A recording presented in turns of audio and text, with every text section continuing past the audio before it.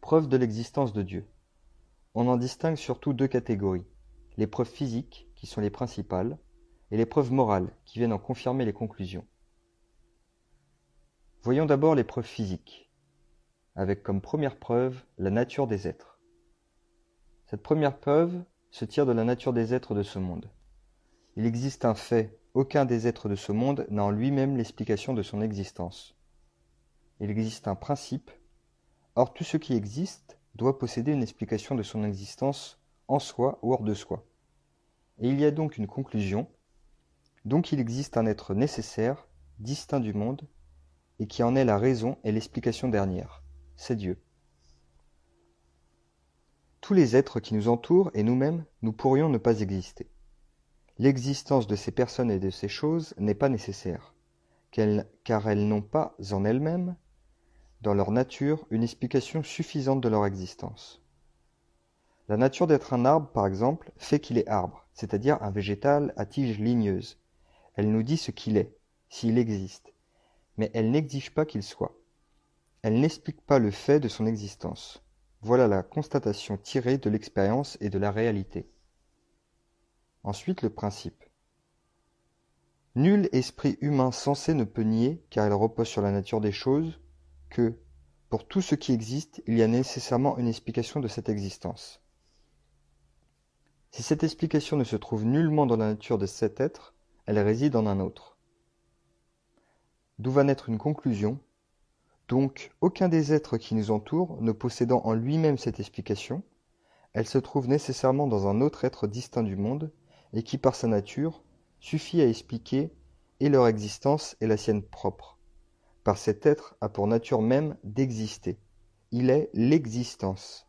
Il ne peut pas ne pas exister, il est nécessaire, c'est Dieu. La deuxième preuve est tirée de l'origine des êtres du monde. Le fait est que tous les êtres du monde commencent d'exister. Le principe, or tout être qui commence d'exister a une cause distincte de lui-même, une conclusion, donc le monde a une cause distincte de lui-même, c'est Dieu. C'est un fait que tous les êtres du monde extérieur ont commencé d'exister. Animaux qui naissent et meurent, plantes qui viennent de la graine, minéraux qui proviennent d'autres minéraux dans la suite des combinaisons chimiques, tous ont reçu l'existence de causes immédiates, qui ont eu aussi un commencement. Donc celles-ci ne sont pas source définitive de cette existence, elles la transmettent, elles ne la donnent pas. Le monde tout entier, qui est la somme de ces êtres, a lui aussi, la science le prouve, commencé d'exister.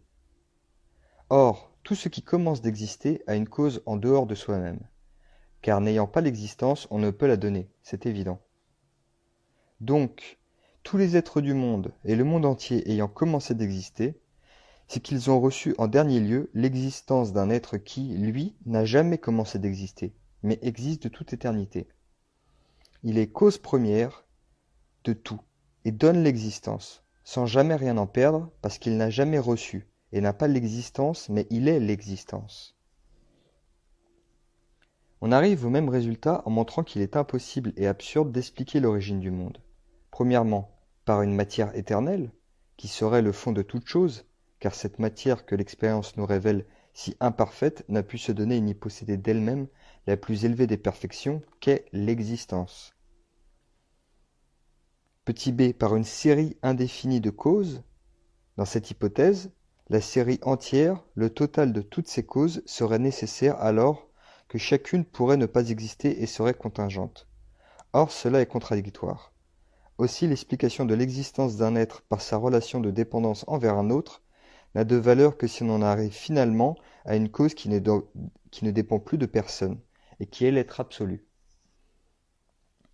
Ou encore petit c, par une série circulaire de causes. A cause de B, B cause de C cause de, etc. H cause de A. Il y aurait là un cercle vicieux très net, chaque élément étant à la fois cause et effet par rapport à chacun des autres. Il ne reste donc qu'une solution, l'existence d'une série finie de causes secondes aboutissant à une cause première nécessaire. Troisième preuve tirée des changements que subissent les êtres. Le fait, tous les êtres du monde subissent des changements. Le principe, Or tout changement suppose un être immuable qui en est l'origine et le producteur. Une conclusion, donc il existe un être immuable producteur de tout changement. Parmi ces changements, on distingue ordinairement, premièrement, le changement de lieu, passage des corps d'un lieu à un autre, mouvement local, c'est un fait évident dans le monde astral, dans le monde physique et biologique. Tous les phénomènes se traduisent par des mouvements, des vibrations par exemple. Le changement de propriété, passage d'une qualité ou d'un état à un autre, qualité ou à un autre état. Les êtres acquièrent ainsi des perfections qu'ils n'avaient pas. Comment expliquer ces changements? Tout d'abord, s'il s'agit du mouvement local, on sait que la matière est inerte, et qu'en définitive, un corps ne se met en mouvement que sous l'action d'un agent différent de lui-même. Ce moteur lui transmet l'énergie nécessaire qu'il a reçue et qu'il perd en la communiquant. Or, une série indéfinie est impossible, et il faut en arriver, la raison nous y contraint, à un moteur premier, origine de tout mouvement, et donc non mu lui-même. Il ne transmet pas, mais donne l'impulsion qu'il prend en lui-même sans l'avoir reçue. S'il s'agit des changements d'état ou de propriété, les êtres qui changent ainsi acquièrent des perfections qu'ils n'avaient pas. Ils n'ont pas pu se donner ce qu'ils n'avaient pas. La science, par exemple, se puise dans l'enseignement, dans les livres, dans l'observation des faits. Il faut donc en arriver à un être, source suprême de tout changement, qui peut donner sans recevoir et sans rien perdre. En un mot, qui est parfaitement immuable parce qu'il n'a rien à acquérir et ne peut rien perdre, étant parfait. C'est Dieu. Quatrième preuve, tirer des degrés de perfection dans les êtres. Le fait. Tous les êtres du monde sont plus ou moins imparfaits. Le principe. Or, une série d'êtres imparfaits suppose un premier être parfait, simple et unique. Une conclusion. Donc cet être existe, c'est Dieu. Les êtres qui existent dans le monde possèdent à des degrés très divers la beauté, la bonté, etc., qui en elles-mêmes sont des perfections pures. On appelle ainsi les qualités qui ne portent pas à leur notion aucune idée d'imperfection. Telles sont bien les notions de beauté, bonté, sagesse, puissance. Or c'est un fait qu'il existe des êtres chez lesquels beauté, bonté, sagesse, puissance, etc. portent à divers degrés un mélange évident d'imperfection. Mais partout où il y a des degrés, il y a nécessairement un premier être. Nous allons voir que ce premier être est parfait. En d'autres termes, des êtres imparfaits exigent un être parfait. Des êtres finis et dépendants exigent un être absolu et infini. En effet, ces êtres imparfaits n'ayant des perfections qu'à un degré limité n'ont pas pu se les donner eux-mêmes, car nous l'avons dit, ce qu'on n'est pas par soi et totalement, on le reçoit d'un autre. Envisageons une série, celle des êtres bons par exemple, et dans cette série, le premier être d'où dérive la bonté de tous les autres, s'il ne possédait cette bonté qu'à l'état incomplet, d'où viendrait-elle? La source première de cette perfection ne peut la recevoir d'un autre, ce serait contradictoire. Ou ce qui revient au même, cette perfection ne peut en sa source même recevoir l'existence. Il faut qu'elle soit elle-même l'existence. Donc, le premier de la série est la bonté. En lui, bonté s'identifie avec être. De même, si l'on envisage d'autres séries, beauté, sagesse, etc., s'identifie aussi avec l'existence. Et ainsi, le même être, celui dont la nature est d'exister, sera la source première de toutes les perfections. La source première de toutes les perfections sera donc l'être parfait, qui est toutes ces perfections et en laquelle ces perfections n'ont pas reçu l'existence, mais sont l'existence et ne font qu'un avec l'existence parfaite. Cet être, c'est Dieu. Cet être est aussi absolument simple. Plusieurs perfections qui sont identiques à une même réalité sont identiques entre elles. Les perfections du premier être s'identifiant toutes avec l'existence absolue, qui est la nature de cet être. Elles s'identifient entre elles dans cette existence parfaite. Ainsi cet être parfait, source de toute perfection, sera absolument simple, puisque sa nature c'est l'existence tout court, l'existence simple et éternelle, avec laquelle et en laquelle viennent s'identifier toutes les perfections.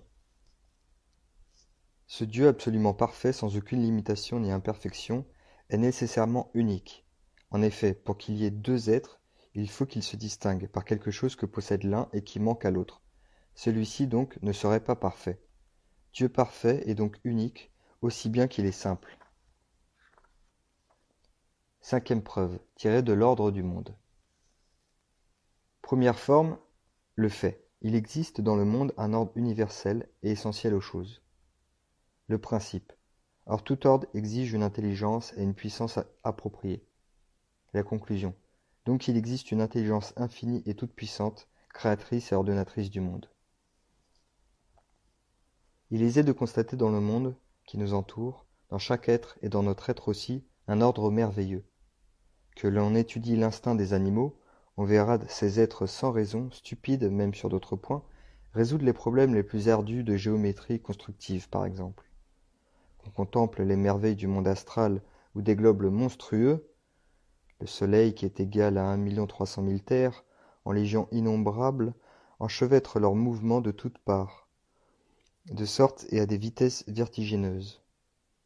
Qu'on se transporte dans le monde biologique et qu'on envisage le corps humain, notre œil, appareil photographique si merveilleusement organisé, notre oreille, piano microscopique et prodigieusement accordé, notre cœur, cette pompe aspirante et foulante aux mouvements si réguliers, nos appareils respiratoires, digestifs, et autres qui sont aussi d'usines si parfaitement agencées, on reste toujours frappé de cette adaptation continuelle de moyens à fins. En résumé, et la science nous le montre sans cesse davantage, tout dans le monde matériel, astral, vivant, obéit à des lois de plus en plus générales qui mettent l'unité dans la variété. Tout constitue un organisme puissant et grandiose où chaque rouage, chaque organe est parfaitement adapté à son but. Cet ordre est universel dans le monde. De plus, cet ordre est essentiel au monde. S'il n'existait pas ou s'il existait autrement, le monde serait